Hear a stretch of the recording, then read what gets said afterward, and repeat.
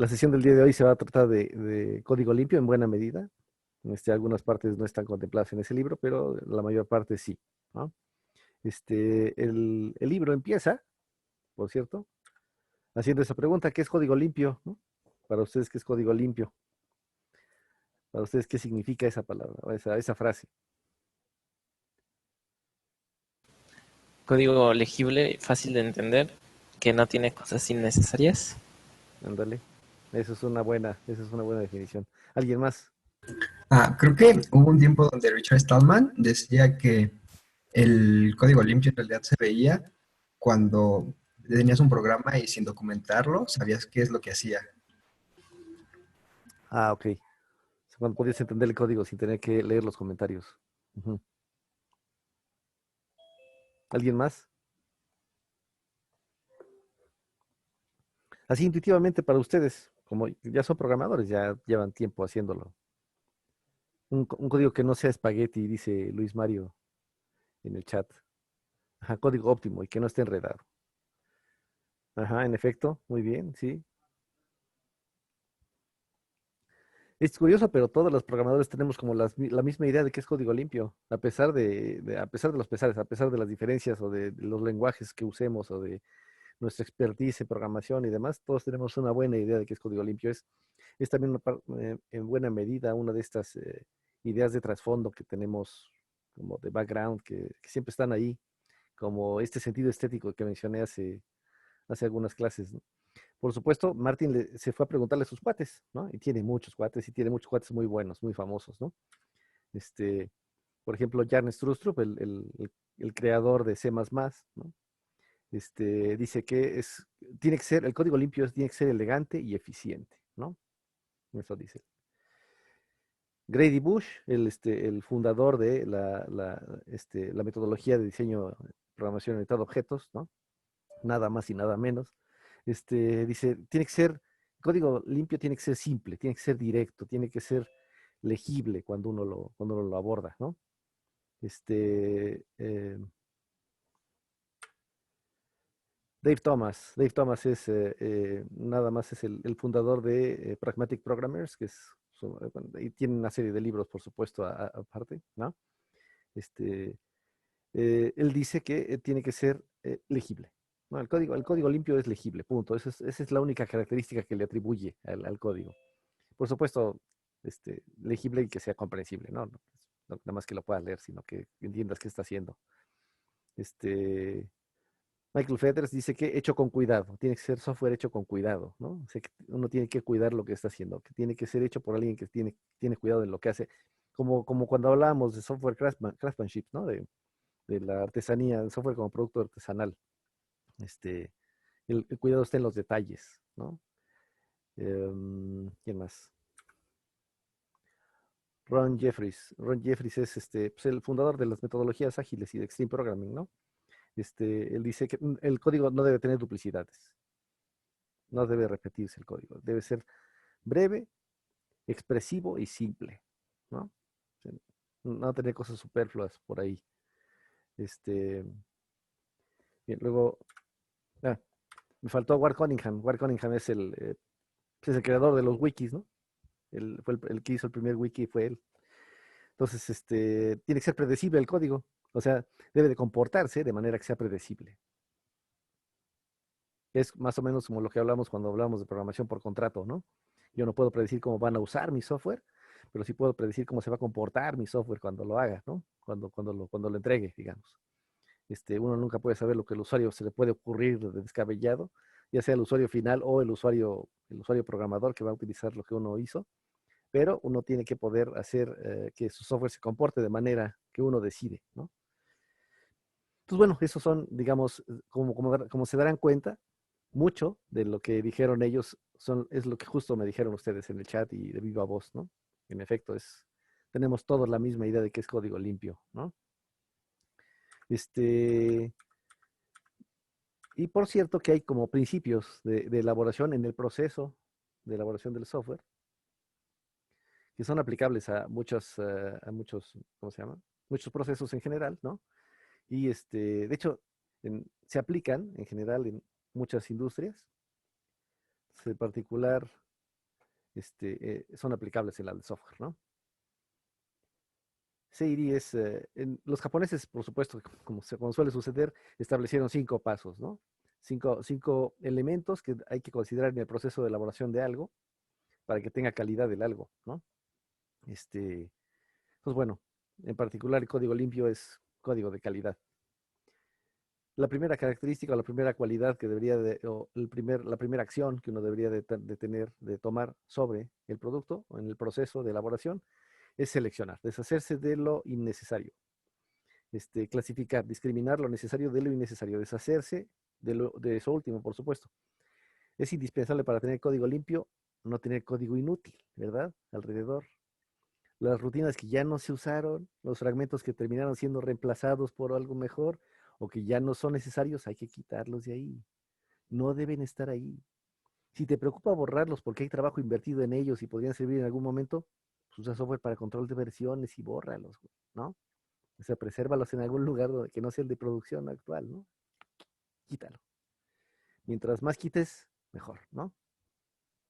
Este,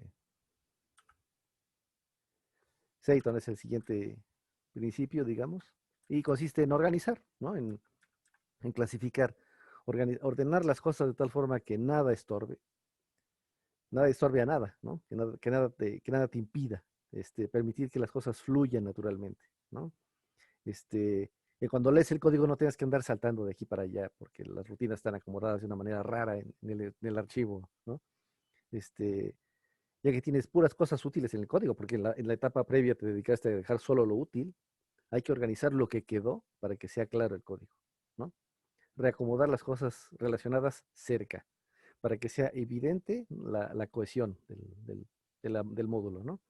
Que la lectura de un segmento no se vea interrumpida por algo que no tiene nada que ver, que todo esté relacionado y todo esté allí.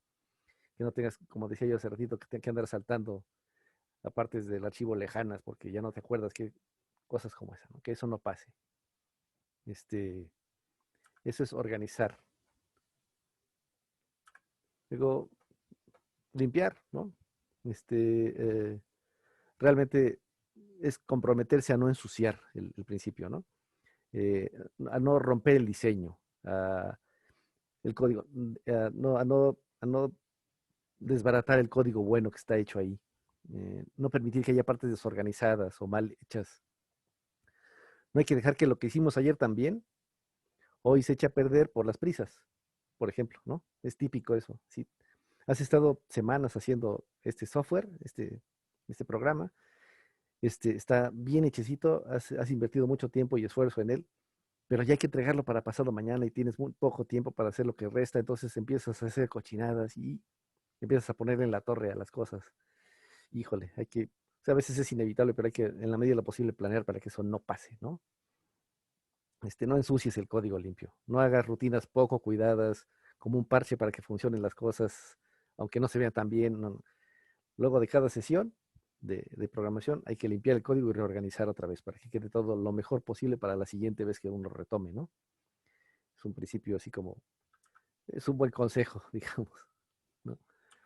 Este, Literalmente, Seitsuku significa corregir, limpiar, encontrar anomalías, errores y apegarse a los estándares que prevén los errores, ¿no?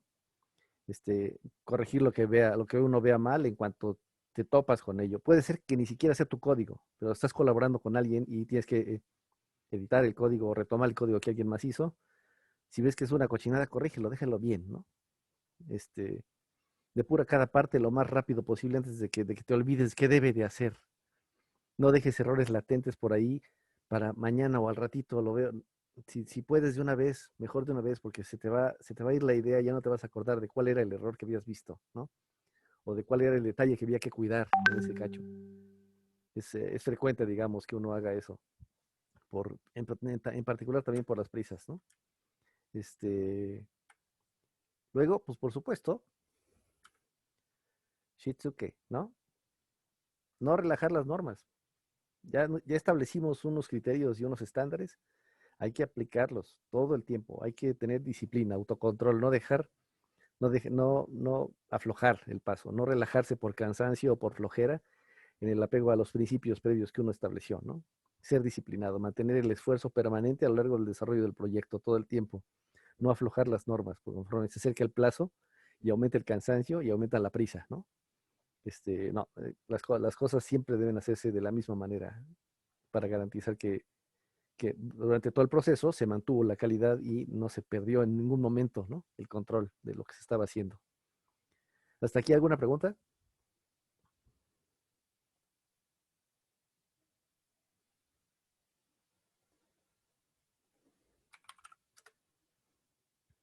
No. Órale. En el libro, en el libro justamente que coordinó Ward, el de Pragmatic Programmer, este, de Dave Thomas, perdón, de Dave Thomas, el que mencioné hace ratito, eh, en ese libro hacen una analogía muy interesante entre el software y un edificio. Un fa- eh, Dice, imagínense un edificio vacío, ¿no? Está vacío, o sea, no tiene nada dentro.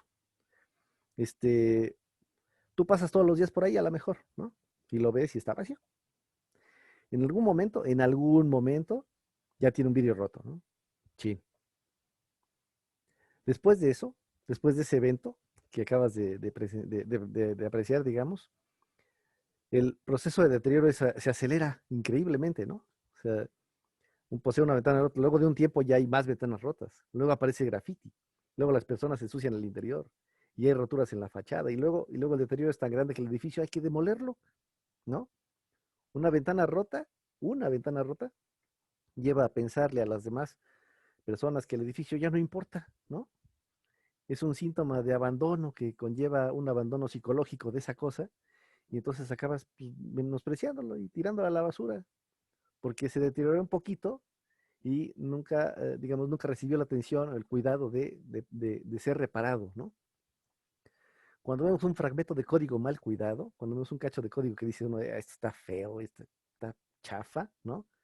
Aunque funciona, está mal hecho, está sucio y desordenado, y y psicológicamente es difícil sobreponerse al impulso de hacer cochinadas igual. Está feo, güey. ¿Qué tiene de malo que yo haga cosas feas también ahí? No hagas eso, ¿no? Mejor corrige lo que ya está feo. Es una buena idea, porque después vas a tener que convivir y coexistir y corregir y reprogramar y refactorizar las cosas que están ahí feas, güey. Y eso no va a estar chido, te lo aseguro, ¿no?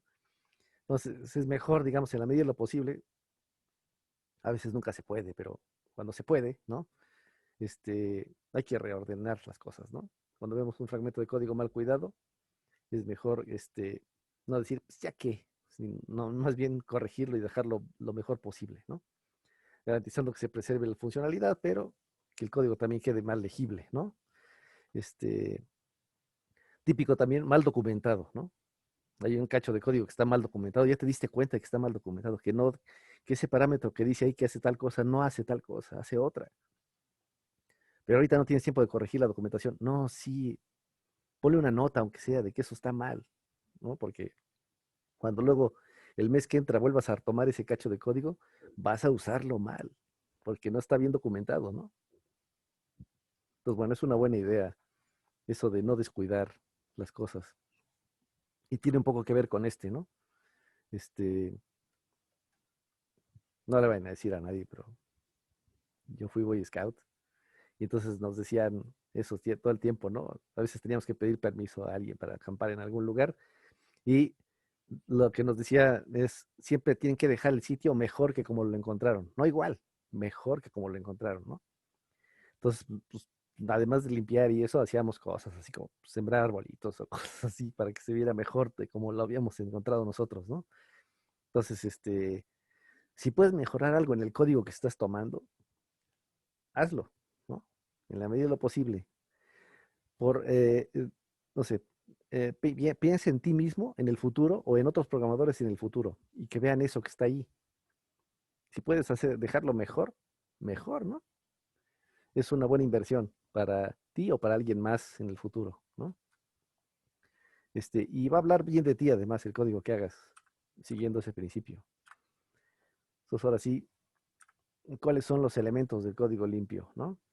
Este, ¿qué cosas, qué cosas habría que considerar? Ya pasamos en este curso, ya pasamos por hablar de las cosas que tienen que ver con el modelo, ya pasamos por hablar de las cosas que tienen que ver con el diseño, y ahora estamos hablando de las cosas que tienen que ver con la implementación de ese diseño, ¿no? Este, ¿Qué elementos hay que considerar para asegurar que el diseño que uno ya hizo y que está chido, ¿no? Se preserve así. Para favorecer la legibilidad del código que escribimos, le ponemos a las variables los métodos y las clases nombres que digan algo acerca de ellas, ¿no? En particular, el nombre debe ser un indicador de para qué sirve la entidad en cuestión y o de cómo se usa, ¿no? Sería bueno. Nombres como T, R o FU no son buena idea, ¿no? En un programa suficientemente grande eso es un dolor de cabeza, ¿no? En efecto. Este, por ejemplo, ¿no? Int de tiempo transcurrido. Hay que comentar el código, como decía Stallman, ¿no? Hay que comentar el código para saber qué hace D. ¿Por qué a lo mejor le ponemos días transcurridos? Es una variable. No vas a invertir mucho más tiempo tecleando días transcurridos. Y es más informativo, ¿no? Cuando veas el código vas a saber que días transcurridos está aquí y se le está asignando tal cosa, entonces sabes que eso es un cálculo de un cierto número de días transcurridos entre dos fechas y cosas por el estilo. Con solo leer el nombre de la variable ya sabes a qué se va a dedicar, ya sabes para qué va a servir, ¿no?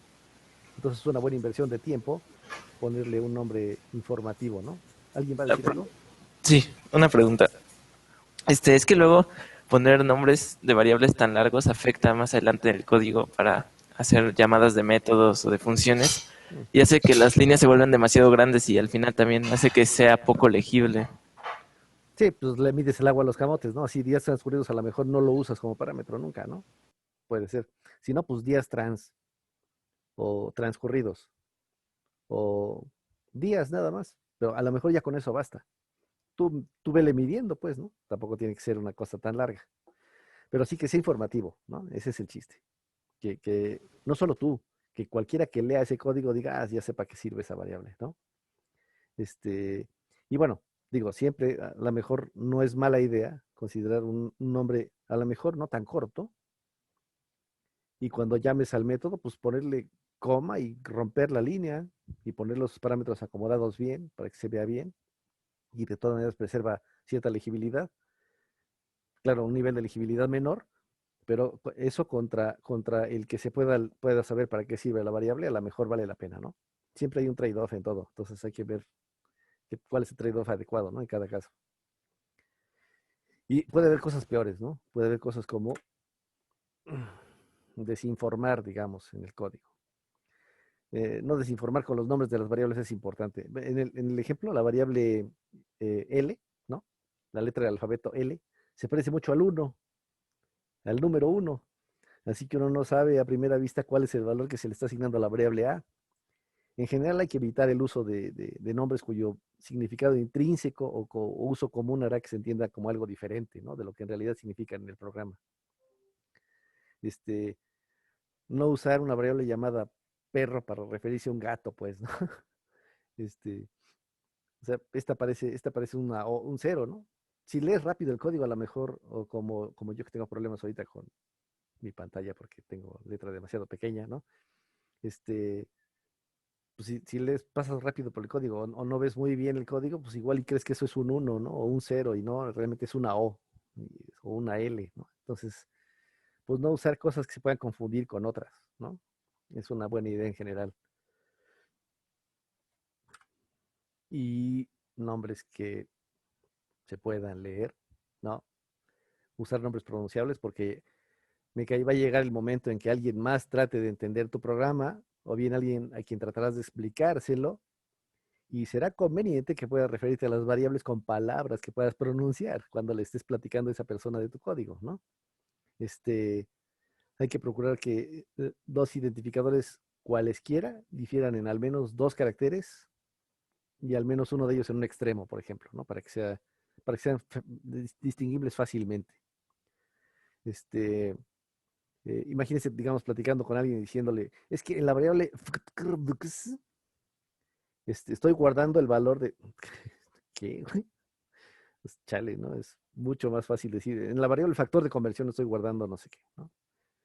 Este, otra vez, es a lo mejor un nombre muy largo, entonces a lo mejor factor o factor conf, no sé, algo que se pueda pronunciar, ¿no? Algo que sea accesible para las personas que te están escuchando. Y además tiene otra ventaja, y es que cuando uno está tecleando, si tiene puras consonantes como ese y uno no lo puede leer, también es difícil escribirlo y te vas a equivocar en el nombre de la variable con frecuencia. Así que es mejor hacer nombres de variables que uno puede escribir porque uno puede leer, ¿no? Eh, Nos va a pasar, ¿no? Y bueno, seguramente ya les ha pasado, ¿no? Tienes una variable que se llama S y dices, ¿dónde más uso S? Buscas a S, ¿no? Y entonces te aparece las S de scanf, las S de locals, las S de muchas palabras que empiezan con S o que terminan con S, que tienen S en medio, ¿no? Y uf, ¿no? Pues que no sean en general letras, es buena idea, porque entonces cuando uno busque la variable o cuando uno trate de encontrar dónde aparece esa cosa, pues la va a encontrar más fácil, ¿no? Y si uno quiere reemplazarla, también la va a reemplazar más fácil y no va a ser barbaridades como reemplazar las S de scanf o cosas por el estilo, ¿no? Este, Nombres que pueden ser buscados como cadenas después, ¿no? En general. Pues bueno. Ah, sí, otra importante. Eh, no casar.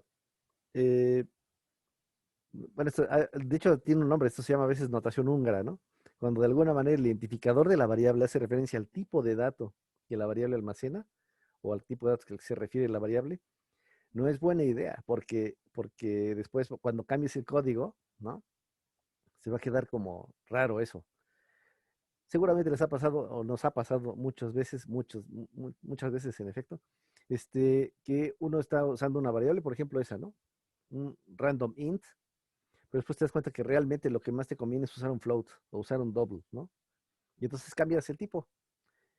Y ya valió gorro porque tu variable se llama random int, ¿no? Casaste su nombre con el tipo de dato al que se refiere y después pues ya valió gorro porque le vas a cambiar el tipo y cuando leas el código va a decir, ah, este es un entero aleatorio. No, ahora es un doble aleatorio, ¿no? Ya no te vas a acordar de esas cosas. Entonces, más bien hay que cambiarle, ¿no? Que no casar en general el nombre de la variable con el tipo de dato que almacena, ¿no? Es una buena idea. Oh, sí. Normalmente los nombres de las clases no deben ser verbos, sino sustantivos, ¿no? No, al contrario, por supuesto, los nombres de funciones o de métodos sí deben ser verbos porque son acciones, o un verbo antecediendo un sustantivo, ¿no? Pero bueno, por ejemplo, envía mensaje o encuentra paquete o cosas así, ¿no? Los nombres deben ser significativos. Una clase llamada info no dice nada a quien la lee acerca de cuál es su propósito. Si guarda información de qué o obtiene información de qué, ¿no?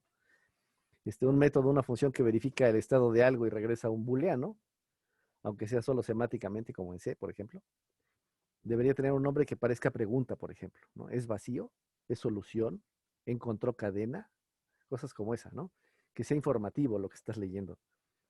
Ese parte, en buena medida, lo que también confirma lo que estaba diciendo, lo que nos dijeron, lo que nos dijo nuestro compañero que decía Richard Stallman, ¿no? Acerca de las variables y de los programas bien hechos, ¿no? Este, por ejemplo, ¿no? En el slide, procesar, pues es un verbo y pues es el nombre de una clase, es como raro, ¿no? A lo mejor está bien, pero no sé, sería mejor que fuera proceso. Y a lo mejor proceso específico, ¿no? Pero a lo mejor, por ejemplo, proceso térmico es realmente a lo que se refiere esa clase, ¿no? Y pues info de qué información geográfica, ¿no? A lo mejor cosas como esa. Cambios así de pequeños, digamos, pueden hacer que el código sea mucho más legible. Eh, Otra cosa, ¿no? Por ejemplo, en el caso del ejemplo que está en el slide, Los números complejos, por supuesto, tienen una componente real, una componente imaginaria, siempre tienen dos componentes. ¿Qué significa construir un número complejo con un solo valor? Complejo ini igual a new complejo 5.0. ¿Qué es eso? ¿Cómo está construido el complejo? Sería mejor que estuviera documentado de tal forma que fuera así, ¿no? Complejo ini igual a complejo punto de parte real. Ah, ya sabemos que estamos construyendo un número complejo a partir de su parte real nada más. Y esa parte real vale 5.0. La parte imaginaria entonces cero, ¿no? Algo como eso es más informativo que lo primero, ¿no? Lo primero da lugar a confusión. En el caso de números complejos o en el caso de lo que quieren ustedes que tenga más de un elemento para construir, si solo utilizas una de las cosas para construirlo, entonces estás dejando lugar a un chorro de ambigüedad, que es que no sabes qué va a pasar con el resto de los atributos de ese objeto, ¿no? ¿Qué valor van a adquirir? No sé, ¿no? Entonces sería mejor decir específicamente vas a construir con este cacho, ¿no? Y qué va a pasar con los otros, por supuesto, también. ¿Tiene alguna pregunta hasta ahora?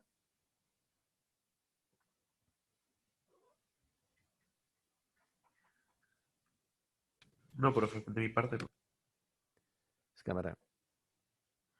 Yo tengo una pregunta. A ver. En ese caso, ahí digamos que estaríamos haciendo más métodos, ¿no? Porque tenemos aparte otro método que crea un complejo a partir de la parte real.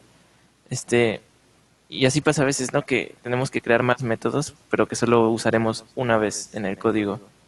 Ujú. ¿Hasta qué punto es conveniente crear un método que solo se usa una vez? Pues conveniente, pues sí, en general, ¿no? Pues si puedes leerlo mejor, está bien, ¿no? Hazlo.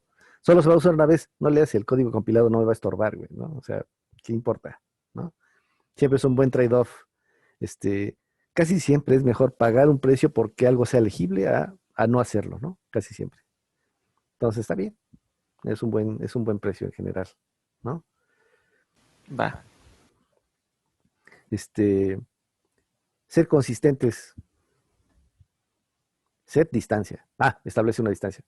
Establece longitud. Ah, bueno, establece una longitud. Asignar frecuencia. Ah, bueno, establece una frecuencia a partir de. Chale. Mejor usa la misma palabra siempre, ¿no? Asigna distancia, asigna longitud, asigna frecuencia, ¿no? Oh, y de hecho, a lo mejor en Java Convention, siguiendo las Java Convention, siempre pone set porque es un atributo, ¿no? Set distancia, set longitud, set frecuencia. Si oye en Spanglish, no le hace, güey. Te estás apegando a las Java Coding Conventions. Set es para establecer un atributo. Entonces, set distancia, set longitud, set. Está bien, ¿no? No le hace, ni modo. Queda en Spanglish, sí, no le hace. O escribe tu código en inglés, pues no le hace, ¿no? El chiste es que sea legible. Y que seas consistente, ¿no? No que vayas cambiando de Z, establece, asigna, etcétera, ¿no? Sino que siempre uses la misma palabra para la misma acción. Eso es importante. Este, otra cosa, no pongas nombres babosos, ¿no? Stack, long, pila. No. Tampoco es una pila, güey. Pues si ya dices stack acá, ¿para qué le pones pila? Pues sí, güey, es una pila, ¿no? Mejor pon para qué te sirve la pila. En tu programa, en la semántica de tu programa, en lo que tu programa tiene que resolver. Siempre procura referirte al dominio abstracto en el que estás parado, ¿no? Siempre procura referirte al problema que estás resolviendo, porque para eso hiciste tu programa, para resolver un problema. Entonces, mejor dir que esa pila sirve para identificar a los clientes o para guardar los identificadores de clientes en alguna aplicación específica, ¿no? Es un stack, en efecto. Eso ya todo el mundo lo sabe porque ahí dice stack. Y mejor ponle a un nombre que te diga algo acerca de para qué vas a usar esa cosa. Para guardar los identificadores de clientes, perfecto, ¿no? Ahora sabemos que los identificadores de clientes se van a guardar en una pila. Sabemos ya mucho más que si dice pila, ¿no? Sí, y a veces hacemos eso, ¿no? A veces lo hacemos frecuente, sobre todo cuando empezamos, sí, cuando estábamos chiquitos como programadores hacemos mucho eso, de poner nombres babosos. Este, eh, pues, ser lo más general posible los nombres asignados a las abstracciones que se pretenden utilizar, ¿no? Eso sería bueno. Dirección envío y dirección factura, pues son direcciones, ¿no? ¿Qué diferencia hay entre ellas? Porque pues, mejor haces una especialización o haces una clase derivada, no sé, ¿no? Pero sí ponle dirección a alguien, ¿no? O sea, dirección envío y dirección factura aparecen nombres de instancias más bien. Entonces, cuando las encuentres en el código, no vas a saber si es una instancia o el nombre de una clase. Realmente son nombres de una clase. ¿Por qué no mejoras una clase más general y después de ahí derivas cosas que sean más manejables, ¿no? Este, en la medida de lo posible, por supuesto, habrá veces que no se pueda, no importa, ¿no? Pero cuando sí se pueda, pues mejorarlo así, ¿no? Que se note que la clase es algo más abstracto que una sola instancia de ella, que sea evidente el nivel de abstracción de leer las cosas que escribes, ¿no? Este, y bueno, rutinas, funciones, métodos, procedimientos, como quieran llamarle a esas cosas que usamos todo el tiempo, ¿qué podemos decir acerca de ellas? Cuanto más pequeñas, mejor, ¿no? La imagen está chida. Este, de las rutinas, pues en general que hacemos, de las subrutinas, o como quieran decirle, en los lenguajes de programación diferentes se llaman de diferente manera, deben en la medida de lo posible ser breves, ¿no? Otra vez, por supuesto, no hay un criterio generalizado. Ustedes siempre deben fijar su mejor criterio. Pero bueno, por ejemplo, Martin propone que sean de menos de 20 líneas de código, con líneas de menos de 150 caracteres, ¿no? De hecho, en Java Coding Convention son 80 y te friegas. Este, lo que, por cierto, o sea, entonces esos de 150 líneas de código contraviene muchas recomendaciones de muchos otros autores, ¿no? Eh, este, a lo mejor para alguien en estos tiempos, 80 caracteres le parece como una restricción absurda, ¿no? Esos 80 caracteres provienen de una cosa viejísima, ¿no? De que era el número de columnas disponibles en una terminal BT100 de una computadora de los años 70, ¿no? Entonces, pues, ¿por qué 80 caracteres? ¿Por qué no limitamos 80? Bueno, ponle 100, no sé, pero algo que no tengas que estar recorriendo 8 minutos la línea, ¿no? Para terminar de leerla. Sí, no sé. 250 a lo mejor es mucho, no sé. Ustedes decidan la mejor lo que quieran, lo que prefieran. En Java son 80. Y pues bueno, en otros lenguajes que no tienen esa restricción, pues hagan lo que quieran, pero háganlo razonablemente, ¿no? En general, alrededor de 80 es una buena idea porque lo pueden uno leer de un trancazo, ¿no? No tienen que moverse y andar haciendo scroll horizontal. Pero bueno, líneas de nunca más de 100 es buena idea. De no más de 30 y preferentemente menos de 20 líneas de código por función o por método, por rutina, ¿no? Este, apostando porque si la rutina no satisface esos criterios, entonces muy probablemente estás haciendo algo mal, ¿no? Muy probablemente estás haciendo algo demasiado complicado en una sola rutina y podrías partirla en dos o en más, o cambiar de niveles de abstracción y hacer rutinas de otro nivel, en otro lugar, ¿no? Más abajo, por ejemplo. Entonces, siempre es bueno tratar de minimizar el tamaño de las rutinas, porque mientras menos código tengan, menos hay que corregir, ¿no? Esa es una buena idea. Este, siempre hay que hacerlo lo más chiquito posible porque, este, por esto, ¿no? Uno de mis días más productivos fue aquel donde deseché 1000 líneas de código. En efecto, el mejor código se obtiene, como ya dijimos en algún momento, quitando y no poniendo líneas de código. Este, cuando corrigen un error, uno quita el error, no añade código que lo corrige, ¿no? En general. Muy importante, ¿no? Las rutinas deben narrar el algoritmo. El slide es un poco exagerado, ¿no? El storyteller, pero bueno, leer la secuencia de llamadas a las rutinas o métodos que integran el programa debería ser como leer un algoritmo. Debería ser como leer el algoritmo elegido para resolver el problema, ¿no? Como la narración de la historia que culmina con la solución de tu problema. Claro, habría que decir que esto pues, debe de ocurrir en cada uno de los diferentes niveles de abstracción en los que esté uno parado, ¿no? Hay rutinas de nivel más abajo y de todas maneras a ese nivel deberían de ser una narración clara del algoritmo que está resolviendo el problema, ¿no? En cada uno de los módulos en los que descompusiste el sistema, tanto localmente como en lo general, debe de ocurrir algo así, ¿no? En todos los niveles debe de ser legible, cuál es tu intención y hacia dónde vas. Muy importante, ¿no? No mezclar niveles de abstracción. Es particularmente importante mantener en cada subrutina un cierto nivel de abstracción.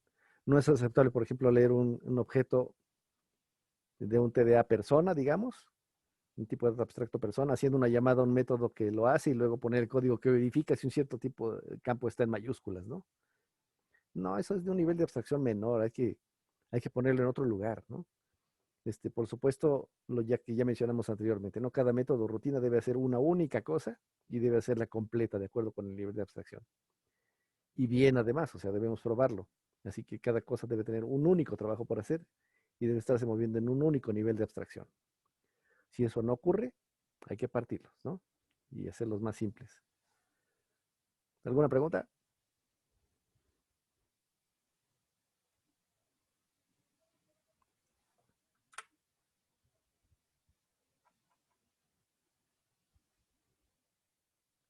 ¿Cuántos parámetros por cada función? Cuantos más poquitos, mejor, ¿no? Debe tener pocos parámetros en general, idealmente ninguno. Pero pues eso es difícil, ya sabemos, ¿no? Porque si no tiene ninguno, estamos minimizando el acoplamiento. Entonces está bien. Pero generalmente no pasa eso, ¿no? Entonces, ni modo. Hay que procurar mantener un cierto número de parámetros por debajo de 3, por ejemplo. Eso es una buena idea. Si se requieren más, entonces lo más probable es que puedan agruparse en una estructura para poder pasar solo una cosa, ¿no? O bien partir la rutina en dos o más cosas, en dos o más funciones diferentes, ¿no? Que reciben cada una ciertos parámetros diferentes de los que estabas poniendo, o bueno, o complementando a los que estabas poniendo allí, ¿no? Si se necesitan muchos parámetros, probablemente sea porque estamos pretendiendo hacer demasiadas cosas. Y eso no es buena idea, ¿no? Hay que procurar hacer lo menos posible en cada rutina. Entonces, bueno, este, y luego, bueno, pues no se debe usar, en la medida de lo posible, no se deben usar parámetros pasados por referencia, ¿no? Porque esos siempre tienen efectos colaterales y, bueno, si la función entrega un resultado, debe ser un resultado. En C no se puede, está bien, pero mientras pueda yo, lo voy a hacer así, ¿no? Debe ser un resultado, una sola cosa que me entrega, sin efectos colaterales sobre algunas variables que le pasé como parámetro. Tampoco debe dar efectos colaterales en una variable global, ¿no? Espero que no usen. Este, o el cambio de estado de otro objeto, ¿no? Por ejemplo.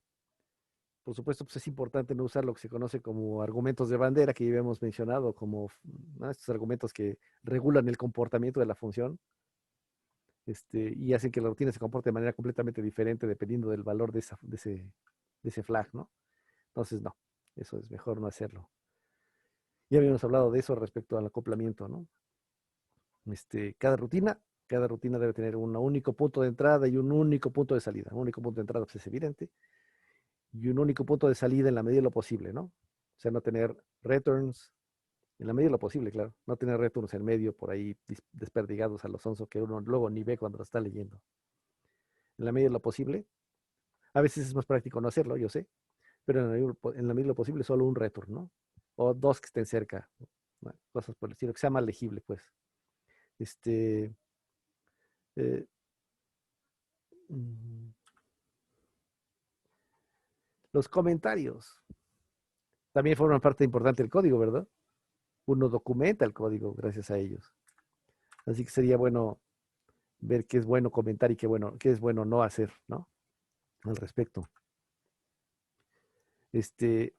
Y bueno, ya seguramente han habido muchas frases de estas, ¿no? Muchas frases de estas que vamos a mencionar ahorita. El buen código es su propia documentación, un poco al estilo de Stallman, ¿no? Es cierto en el sentido de que el código bien escrito se entiende per se sin necesidad de comentarlo, en efecto. Pero no es cierto que el buen código no necesite comentarse. Las instrucciones de uso de una rutina, el significado y los valores de sus parámetros, sus precondiciones y sus postcondiciones son cosas que deben de ponerse siempre en los comentarios. Siempre, siempre deben estar ahí, ¿no? Esta rutina hace esto y regresa tal cosa de este tipo y garantizado que es mayor que 28, ¿no? Y este parámetro tiene que ser un entero y no negativo, y este parámetro tiene que ser una cadena no vacía, y etcétera, ¿no? Eso necesitamos ponerlo ahí porque son parte de las cosas que estamos pidiendo en el contrato, ¿no? Que estamos poniendo en el contrato. Así que ni modo. Otra frase de hacker. La inspiración es inversamente proporcional a la cantidad de comentarios que tiene tu código. Pues es cierta si pensamos en que los comentarios, en esos que existen siempre y que pretenden suplir las deficiencias del código mal hecho. Ujú. Si tienes que comentar mucho tu código, es probablemente porque sabes que alguien que lo lea no lo va a entender. Sería mejor idea hacerlo de tal forma que sí se puede entender y comentarlo menos, ¿verdad? Es decir, los comentarios no deben ser un sustituto para la legibilidad del código. Es falsa la afirmación si pensamos en aquellas rutinas que requieren hacer explícito su contexto y su operación, con lo que frecuentemente las líneas de comentarios igualan o exceden a los de código, ¿no? Pero en términos generales debería ser más sencillo comprender el código, aún sin comentarios. Así que esos deben ser claves indispensables, breves, ¿no? Para comprender lo que está haciendo. Y bueno, por supuesto, los comentarios indispensables que siempre debe de haber. Las rutinas. ¿Qué hace? ¿Qué parámetros recibe? ¿Qué precondiciones? ¿Qué poscondiciones? ¿Qué valores de regreso tiene? Los términos de uso, la licencia, los datos del programador, esos siempre deben aparecer hasta arriba, ¿no? En los programas siempre deben estar ahí. Debes advertirle a las personas de cómo pueden usar tu software y para qué, ¿no? O sea, qué tipo de licencia vas a tener, etcétera. Por supuesto, la documentación de bibliotecas o interfaces, ¿no? Indispensable, las cosas que los servicios que uno está proveyendo, pues, a través del software que uno hace. Profesor, ¿podrías regresar tantito? Sí. Solo es una duda que he tenido siempre sobre las licencias, porque Ajá. normalmente ves como código en GitHub que dice licencia MIT o cosas así, o no sé si sea lo mismo, pero no sé para qué funciona realmente o cuáles son las licencias que hay o qué onda con eso. Sí, hay muchos tipos de licencia, ¿no? Creative Commons, LGPL, la del MIT, etcétera. Por cierto, con diferencias sutiles entre ellas, todas esas son de software libre, más o menos. Pero regulan lo que se supone que alguien podría hacer con tu programa, ¿no? Por ejemplo, en la licencia de GNU, la normal, la de Free Software, tú puedes dar este código, puedes compartirlo con quien quieras y puedes venderlo si quieres, siempre y cuando entregues el código fuente, ¿no? A mí me vale gorro, tienes que dar el código fuente. Y tienes que darle crédito a quien lo hizo, si es que estás usando rutinas de alguien más, ¿no?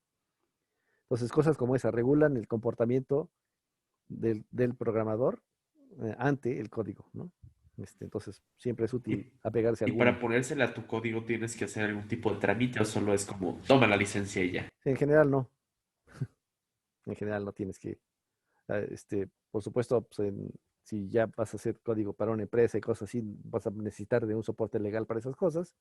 Pero mientras no sea así, mientras estés trabajando por tu cuenta, pues haz lo que quieras. Y escoge la licencia que tú quieras, ¿no? O sea, por ejemplo, el proyecto que ahorita hicimos contigo, ¿puedo poner en GitHub la licencia y ya? O sea, tal cual la licencia que quiero que tenga. Sí. Ok, Si quieres saber más de gracias. licencias, por cierto, y demás, y de su uso y de la obligatoriedad legal que implican y cosas así, sí, podemos pedirle una charla al respecto a la coordinadora de vinculación de la facultad, ¿no? Estaría genial. Sí.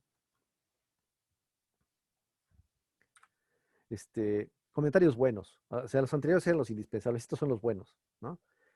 Los que explican una parte esencial del algoritmo o cómo estamos representando los datos, ¿no? Es típico que usas una estructura de datos más o menos compleja, y entonces necesitas que el usuario entienda, el usuario, refiriéndome a un programador futuro, ¿no? Entienda cómo estás almacenando ahí las cosas y por qué escogiste esa estructura de datos, ¿no? Entonces a lo mejor conviene documentar eso. Este, los que clarifican cuando la sintaxis no ayuda, ¿no? Por ejemplo, el compare to de Java siempre es un desmadre, ¿no? Siempre es un lío entender qué está haciendo. Entonces sería bueno comentarlo y decir, pues mira, si este es menor que este, entonces regresamos tal cosa y ya, ¿no? Brevemente y rápido, pero pues está bien. Los que previenen consecuencias, ¿no? Por ejemplo, esta rutina no es thread safe. Si la usa usted en un programa concurrente, no le garantizo nada. Puede haber running conditions que hagan que se eche a perder todo, entonces no la use en un entorno inseguro, ¿no? Y bueno, eso es más bien para los programadores también, los que dicen que falta por hacer, ¿no? Claro, así pues faltaría por añadir una rutina que haga tal o cual cosa, etcétera, ¿no? Para proveer de este otro servicio que no está siendo añadido por el momento, ¿no?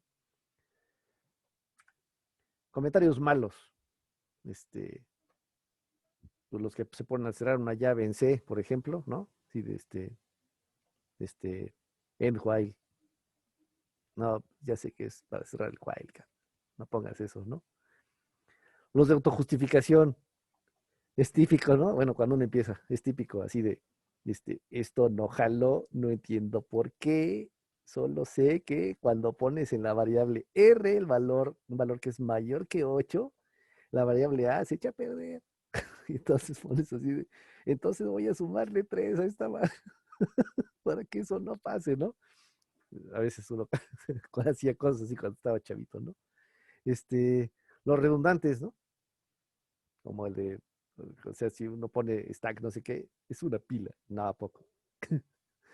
Si puedes omitirlo, omítelo, ¿no? Si no dice, si no aporta información, pues no lo pongas. Marcadores de posición, de bitácora, código erróneo, los que uno pone cuando está haciendo pruebas, ¿no? Uno típico que pone uno así de, este, hasta aquí ya llegué checando, ¿no? Hasta aquí la variable A tiene el valor que debe. Eh, modificado el 3 de julio de 2028 a las 9:24, ¿no? Ya intenté tal cosa. Son errores de la bitácora que uno está haciendo cuando está debugueando el programa, ¿no? Hay que quitarlos después de eso, ¿no? Porque pues, sí son útiles cuando uno los está usando, pero ya después ya no hay que borrar esas cosas, ¿no? Yo uso frecuentemente de esos y a veces se me olvida, entonces hay que estar checando que uno no deje comentarios basura ahí que no sirven para nada, ¿no? Luego vamos a hablar de debugging y vamos a platicar acerca de justo estas cosas que uno suele hacer cuando está depurando programas, ¿no? Nunca usar comentarios para subsanar código mal hecho, ya habíamos dicho, ¿no? Si no lo entiendes, no trates de explicarlo con comentarios feos, ¿no? Mejor corrígelo y es que se pueda leer bien. A lo mejor basta con cambiar los nombres de las variables. Hazlo mejor en vez de poner un comentario larguísimo, baboso ahí, ¿no? Nunca usarlos para eliminar código, ¿no? For ya hay que quitarlo, entonces le pongo comentario al principio, comentario al final, ya estuvo, ¿no? Ya ese código ya no compila, ya valió gorro. Está bien, quítalo después, ¿no? O sea, no dejes esa cochinada ahí, ¿no? ¿Para qué? Explicar algo que puedes evidenciar con un buen nombre, ¿no? O sea, si necesitas explicar el nombre de la rutina, pues ¿para qué? Mejor ponle un nombre decente, ¿no? Por supuesto, sí tienes que decir qué hace la rutina, eso va en los comentarios de toda rutina, pues, pero sí, que no sea indispensable para entender lo que hace, ¿no? El comentario adicional, digamos. El código bien escrito es su mejor documentación, ¿no? En efecto. Cuando estés a punto de añadir un comentario, hazte la pregunta, ¿cómo puedo mejorar el código de tal forma que este comentario no sea necesario? Si logras responder esa pregunta de manera afirmativa, modificando el código, entonces está bien, hazlo mejor y no pongas el comentario. Si no te queda de otra, pon el comentario, está bien, ¿no? Esa es como una buena idea.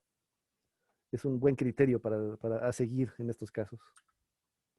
Y pues ya, ¿me tienen preguntas? ¿Cómo les está yendo con el programa de reto? Apenas lo voy a empezar. Chale. Sí, ya empiecen. No está muy difícil. Yo lo hice anoche. Está divertido. Por cierto, si lo van a hacer en C, escojan C99.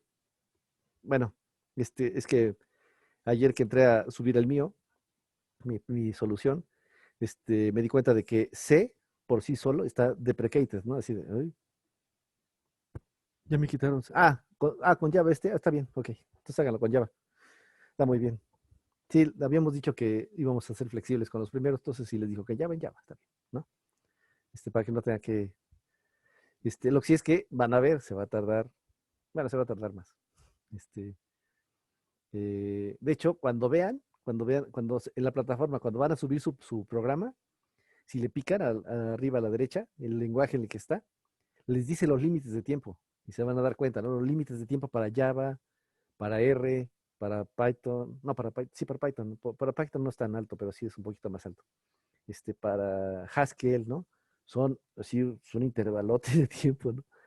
Para C, para, para otros lenguajes son mucho más, ¿no? Pues el límite de tiempo es bien chiquito, ¿no? Entonces, hay que ver para que se den cuenta. Sí, 2 segundos es el máximo tiempo. Si te pasas de 2 segundos en Java, ya valiste gorro, ¿no? Digamos, lo que les dice en la plataforma es justamente el límite que tienen, así de, si te pasas de esto ya ni lo subas. Sí, te lo vamos a rebotar, ¿no? Por exceso de tiempo. Un poco el chiste de hacer estos ejercicios es justamente eso, que estén permanentemente pensando en hacer código lo más óptimo en términos de tiempo posible, ¿no? Y entonces, pues bueno, se los rebota el juez y no es así, ¿no? Entonces está chido. Este, y entonces, por supuesto, se esfuerza uno en buscar la solución más simple posible. Este, a veces la solución más simple posible en términos de tiempo no significa la solución más simple en términos del código que uno hace, pero bueno, con frecuencia sí es así. Entonces, bueno, pues ahí, que se diviertan con el problema. Creo que sale bastante fácil, ¿no? Sin muchas dificultades en particular. Bien, ¿no tiene preguntas, dudas o comentarios?